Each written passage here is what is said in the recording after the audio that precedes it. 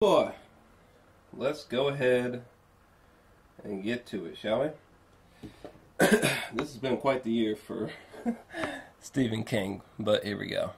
So, Gerald's Game. I had a chance to see this recently, and it's weird. I started watching this on Netflix, I think a couple weeks ago or something like that, and when it got to the point where the dog was just like nibbling on Bruce Greenwood's flesh, the guy who plays Gerald, I was like, I don't know about all this. You know what I mean? Because the middle, or at least like the second act of this film, the second act of this film, the middle, it feels slow and just a touch meandering, and it's kind of like, what's the fucking point here? You know, like am I just literally just watching this chick? What's her name? Jessie, Carla, Gugino's character. I'm just watching her inside of a room, decaying for 2 hours. You know. So yeah, I started watching this film a couple weeks ago. I got tuned out, and then yesterday on Halloween, I watched this film from start to finish, and I was blown the fuck away. I was blown away. This film is actually pretty superb, actually. Where am I going? There we go. So, these two decide to go away and kind of live out a little sex fantasy, and this fool has a goddamn heart attack and dies. She's just handcuffed to the bed, and she just starts hallucinating and sees a different version of herself, a different version of Bruce Greenwood. The dog keeps coming back to gnaw on the corpse's flesh, you know what I'm saying? This film, right away, it makes you so uncomfortable. Like, to me, this movie is sort of like a plane that is going down the runway, and it's going slow, but it starts to pick up speed, and then out of nowhere, it just starts to lift off into the fucking stratosphere.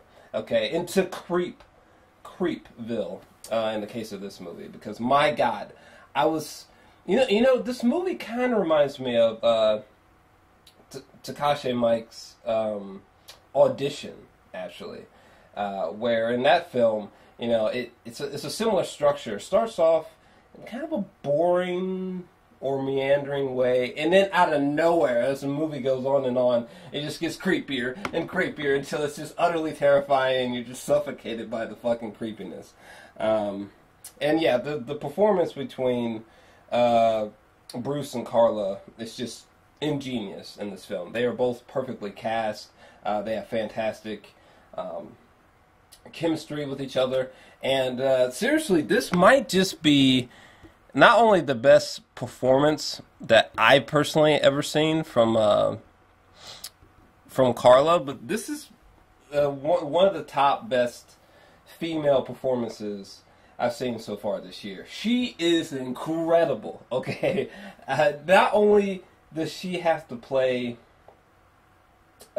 anxiety-ridden and terrified for like 2 hours, but she's also trapped on this bed, can't go nowhere, and then she also plays like a different version of herself, the hallucinogenic version of herself as well, and I just thought that was just incredible. Like she did just an incredible job.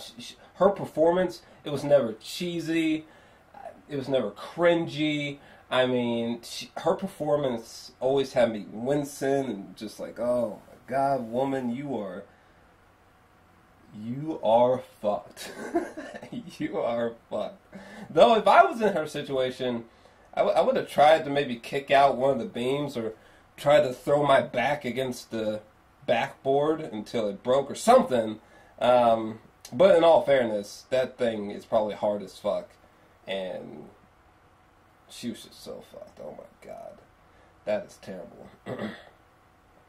I think she could have tried a little bit harder to reach for the cell phone with her toes, but it did seem pretty far as well. So yeah, she was pretty fucked.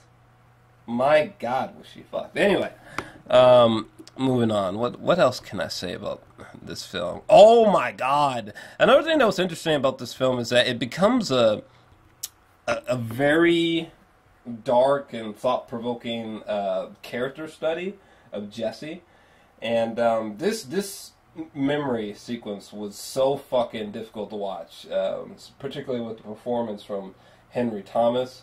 There's another.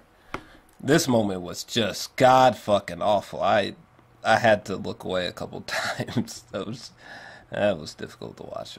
And this scene here as well with him, I was like, no, oh god,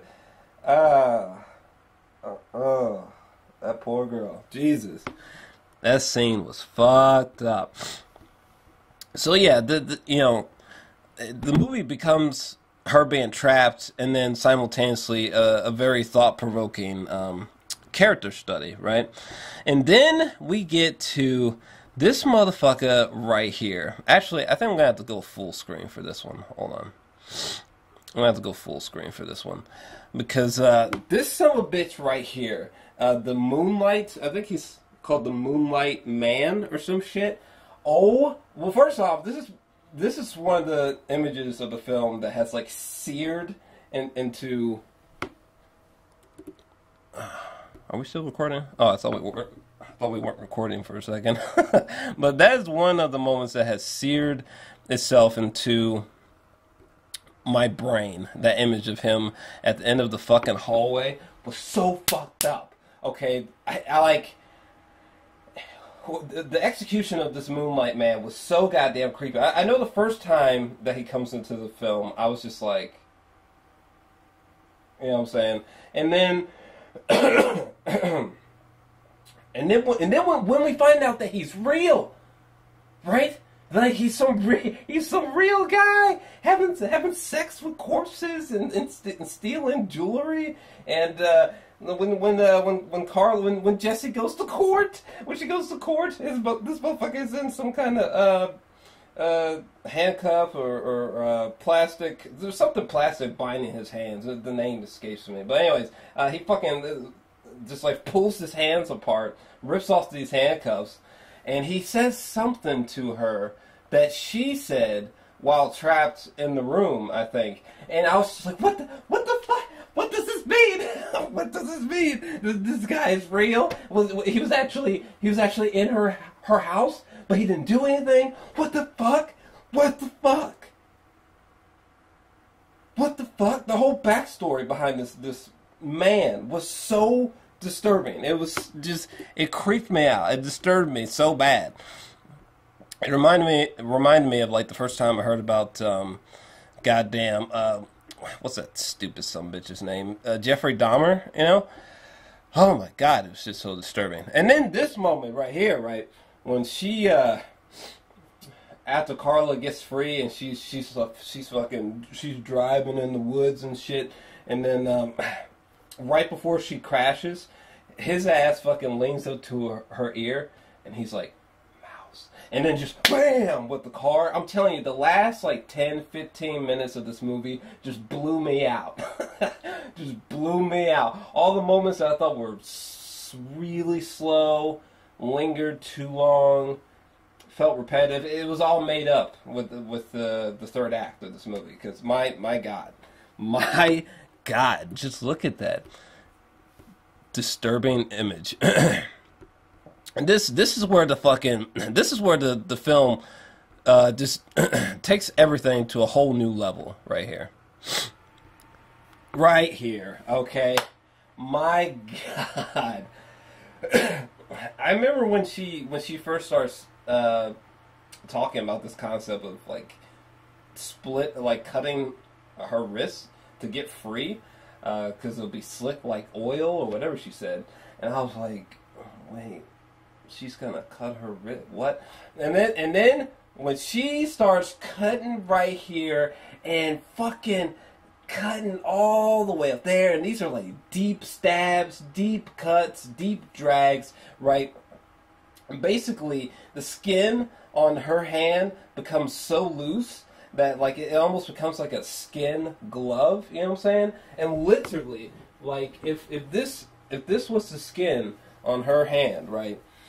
Oh my God, this is basically, well, like, let's say this was the skin from her wrist, right? This shit gets pulled all the way the fuck up here, and like it looks like the skin glove is starting to dangle a little bit, and like all this flesh is being exposed and ripping and tearing, and tendons are tearing, and like I was freaking the fuck.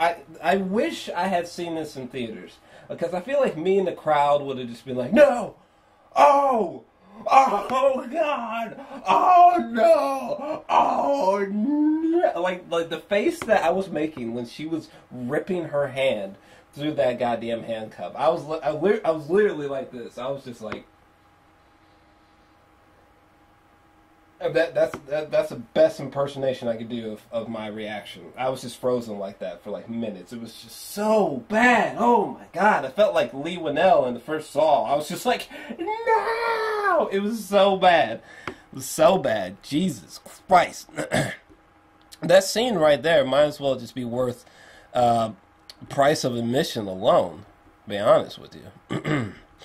And then another great thing about the third act is that there's some wonderful visual metaphors in the third act. For example, how in this year we had the solar eclipse, and given when she had that horrific moment as a kid during the solar eclipse, her leaving during the solar eclipse, kind of unafraid of the Moonlight Man, and her past is behind her. She's I feel like she's, you know, a new woman as she walks down the street here, you know, with the solar eclipse here.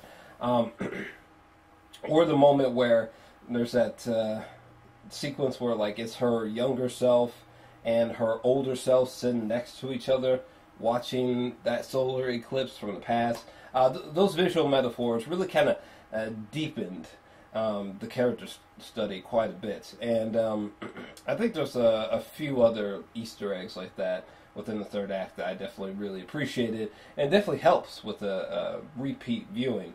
But yeah, the best way I can describe this film, again, it's like a plane going down the runway. Starts off slow, and then all of a sudden it speeds up quick and just lifts off into fucking Creepville. This movie was really unnerving, really eerie, and dark, and just unexpectedly vivid as fuck.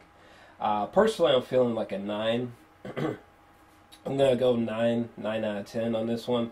I just thought it was just a wonderful adaptation of the Stephen King story. I'm really curious as to what you guys thought about this. Definitely let me know, or let me know your thoughts down below. If you enjoyed this review, make sure to smash that like button and subscribe as well. Obviously, I'm a little bit late on this, not that I give a fuck, but yeah, I got a couple more reviews coming, because I know I'm going to be seeing Thor Ragnarok tomorrow night, so more reviews are on the way. Peace.